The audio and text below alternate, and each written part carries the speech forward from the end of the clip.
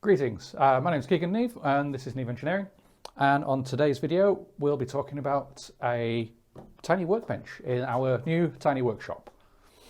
So, as anyone who knows me well enough to listen to me drivel on about such things, I love the idea of these like tiny work boxes that have a very good use, very specific use, and are just incredibly useful. So if you've watched any of Adam Savage's videos in his cave, you'll see, you know, the soldering unit he's made where he just plonks it down, all of his soldering stuff, same with his glue station and all the rest of it.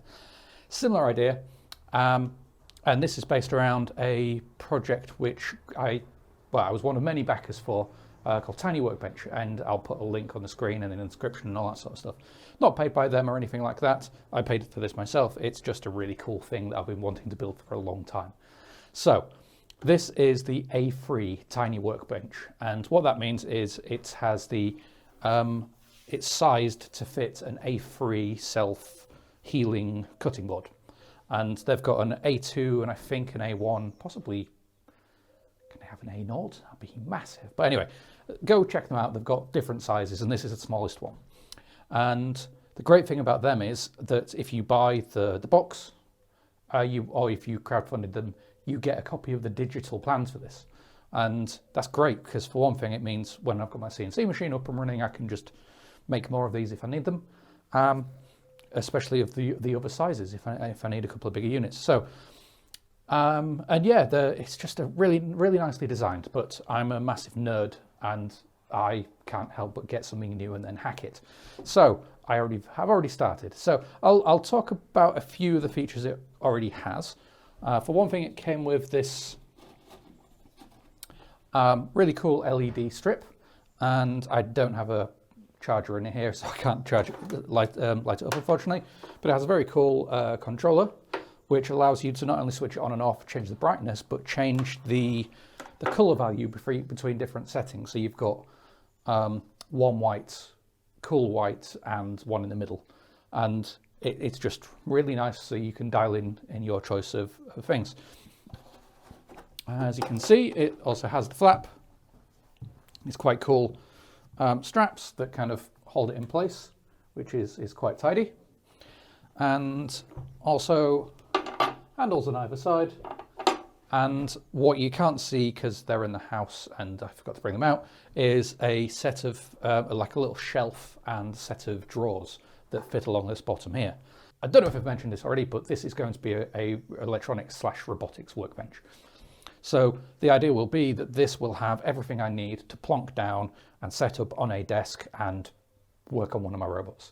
Not necessarily building one from scratch and having all the components, but kind of general hackery and maybe swapping out components and things like that. So it's also going to have a soldering iron and a couple of different voltage buses and a variable power supply, essentially. So I've already designed that, that's up here. If you follow me on Instagram, hint, then you'll have already seen some of these pictures, and if not, you'll see that in upcoming videos. One of the things that this is going to need, therefore, is power. So one of the things I've already done, and because my other camera is dead, I'll bring this to you. You can see here, there's a I'll hold it up because I can, 'cause it's not like it weighs much. There. You can see there's an input and output for what is an IEC plug or a kettle lead. I know them as, probably everyone knows them as. Used on kettles, unsurprisingly, but also PCs and amplifiers and all that sort of stuff. The idea is that rather than having to plug in around the front and all that sort of faff, and then maybe plug in the power supply and the USB charger that runs my soldering iron and all the rest of it, plonk, done. I just like the simplicity of it, so I'm going to put a lot of effort into doing a complex thing, so in the long run it's a lot easier. So that's the input. So it's got an on-off switch there, it's also fused. I will say in advance, despite the fact I'm not going to be doing any wiring on this today, I'm not an electrician, and even if I was, I almost certainly don't live where you do. So yeah, rules, regulations, they're different everywhere. Blah, blah, blah, blah, blah. Don't do this at home. Blah. So yeah, this is the input. It's going to be wired internally. They're going to be enclosed, so there's no worries there. but it's going to be wired up to this output as well. So on really old school computers, they used to have, well, for one thing, mechanical power switches, but they'd also have a input and an output, so you can actually daisy chain the power and power your monitor, the big old CRTs that they were. And that's essentially what I'm doing here. You'll also see these on universal power supplies in server rooms and things like that. And that's essentially what I'm going to be using, is a 4-way adapter that plugs into there, and you've got 4 sockets, which is just a really tidy solution. So say if I'm working on my laptop, it'll have a USB-C power supply here, as well as a bank of USB power outputs, a few of which will be quick charge free to power my soldering iron, and also the USB light strip. So rather than having to faff around with, oh God, I've now got to plug my laptop in, it's just like, right, one power lead and I can just plug in my laptop and everything else I need and we're good to go. If I need anything extra, like a chunky charger for one of my robots or something along those lines, I can plug this in, got normal power sockets, and we're good to go. So it's just nice and tidy. And yeah, so that's kind of some of the ideas as to what's going to be going into this box. A few of the other embellishments I've added, just because I can, is, for one thing, rather than these handles that came with, which you can't really see against my hoodie, it's a fairly standard handle. I'll definitely keep these, they'll be useful for something at some point, but for a couple of quid, literally a couple of quid, I think these were 4, 5 quid or something like that, you can get these really nice spring-loaded handles from a flight case company. So they just sell bits for flight cases, so you can make your own, which is great. To that end, also a handle for the top. This just kind of lies flat and holds up like that. Fairly standard. Not quite sure how I'm going to fit these yet, but rather than having the straps, I'm going to have these catches. And annoyingly, when I looked at these on the website, the diagram showed them like that, which is all well and good, because I thought, yay, these are only 15 mil, I think it was. So, sorry, 20 mil, which means that the 15 mil plate at the front, there's only like 2.5 either side. I can just put a shim around there, or a little 3D printed set of wedges, so it'll be quite nice. Fortunately, it's also got that on it. So that nubbin at the top engages with the latch in that end. Guessing for extra strength, which is, it's nice, you know. It means it can't be forced around and things like that. But it also means if it's installed like that, I'm going to slam my hand onto it and I'm going to get annoyed. So I'm probably going to have to cut that off and see if I can put something into the other side. So we've got the same functionality, but from the other angle, so that that bit's up there, and you know, if I smack my hand into it up there, it's definitely my own fault. So that's the latches. So the last thing I'm going to talk about is the hinges. Now, Tim Hunkin's done a video on hinges recently, so go watch that because he's a legend. But rather than having this piano hinge all the way along the front of the lid, the flap, I want it to be removable. So the idea is, if I've got limited space, I can just lift it out, and I've got the box there that's not more than sturdy enough to stand up by itself, but also then gain all this room. So it just makes it that bit more versatile. Now, I've got these hinges, which are removable lid hinges. So the idea is it'll sit on the underside there. It'll be kind of inset into the lid on the inside. And when it's closed, it'll be up like that, which is difficult to see because my fingers are in the way. And that's happy, and it'll lock up at the top and we're good to go. Now, difference is, if you want to remove it, you can literally just kind of hook it around and it just comes off. So it's just kind of like a C-shaped thing that is overexposing because of the angle of the light. But it just adds that bit of functionality, and it's just really handy, really. And so a few other bits that currently don't exist because I've not designed them yet. I'm going to do corner things. Can't really remember what you call them. I think they are just corners. But basically design and 3D print some corners for these, so it kind of has that look of the edge of a guitar amplifier. There's going to be some edging along the side of aluminium, possibly painted. I'm not quite sure about that yet. And Tolex.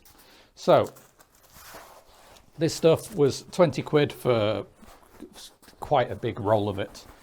It's small enough to wrap around me a couple of times, but it's basically, well, it is the sort of stuff that they'd wrap around old amplifiers. I think this one is very specifically the style that Marshall used, possibly Fender, I can't quite remember. It's black, it's incredibly hard wearing, and it just does the job really, and it'll finish that look off nicely. So like I said, I want to kind of go for a flight case look because I've always been slightly obsessed with them. And yeah, that's pretty much it for now. So this was kind of an overview to get the project going, which is a lie because the project's been going for at least a few weeks now. And in the next episode, I always call these episodes, I'm going to carry on calling them episodes. In the next episode of this series, I will be doing some of the wiring probably. I've already 3D printed a cool little holder. I can put a screenshot up here that holds all like 20 odd banana plug things, so you can have different voltages, put the different voltage buses, and the actual variable power supply. Oh, one other thing I've already done is they're going to be a pain to find. Up here, which if I lay it all the way flat, you can just about see this big black block. Say that 3 times fast. This is an incredibly chunky Dell laptop power supply. I think this is 12 or 13 amp or something like that. It's a big beast. I was given a bunch of these a while back because they just weren't needed, and I thought I'll use them at some point, and I will. So the idea is this will put out 19 volts. Now that will then feed into the variable power supply up here, which will give me, you know, anything from I think 18.5 volts down to 3 or 1 or some 1.5 I think even. So you can dial that into whatever you want. The 19 volts will also power a Pico PSU. So if you've ever dabbled with small form factor PCs, you'll be familiar with these. It's literally just bigger than a 24-pin ATX plug, but it's a full power supply. It's not here at the minute. I know exactly where it is, like 75 miles away, but I don't have it here. But the idea is you can feed the 19 volts from this directly into that, and it gives you out of the voltages you'd usually find inside a PC, which are 3.3, 5, 7 and 12, or is it just 3.3, 5 and 12? It is. And then if you go between 5 and 12, you can get 7 and so on and so forth. But yeah, so that'll give me a wide range of power voltages. So that'll be incredibly handy. So yeah, that bit's already done. So yeah, the next bit will definitely be wiring, is what I'm waffling my way towards saying. So yeah, stay tuned for the next one. As a big thank you to my patrons. I've recently acquired another one at the £15 level, which is great. So thanks for that, Bodge. And yeah, hey, just the more help, the merrier. I mean, as I've said in previous episodes, these videos are always going to be free. The things I do, where possible, I will always open source them. Like I've said in the case of this box, you are able to get the digital plans, and though I'll be able to share the designs for the mounts for the PSU and the holder for this and the little add-ons I'm doing for it, I'll be able to share those. But because the actual design of the box is owned by Tiny Workshop, I can't share that because it would just be, well, for one thing, it'd be against the terms and conditions, but it's their work to share. So go support them. You can probably buy the plans for cheap enough. So yeah, if you want them, go grab them and support small business. But yeah, that's kind of what the Patreon helps to do. This is nominally my job, which is still slightly terrifying and hilarious. But if you're able to support me from £1, it all adds up. It really does. And otherwise, just follow and share the videos. It all helps feed the Google Tube beast that is their algorithm. And the more people watch, like and share, and all the stuff every YouTuber has to say at the end of every video, because it's kind of the superstition of things now, which in user interface terms means things. But yeah, go look that up. But yeah, that's it for now, really. Next video will be on the thing of power and wiring and stuff like that. I'm babbling. Next video will be on that, and after that, and alongside it, I'm working on the other robotic stuff. So stay tuned for all of those things. Waffle, waffle, waffle, waffle, waffle, waffle. Bye.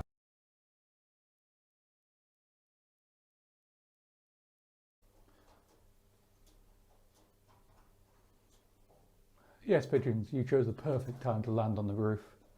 So the next video will be on, that's sticky. That's where something used to be stuck, hence being sticky. From the same socket. It's a really handy little feature that you can tell it's spring. The pigeons are very happy.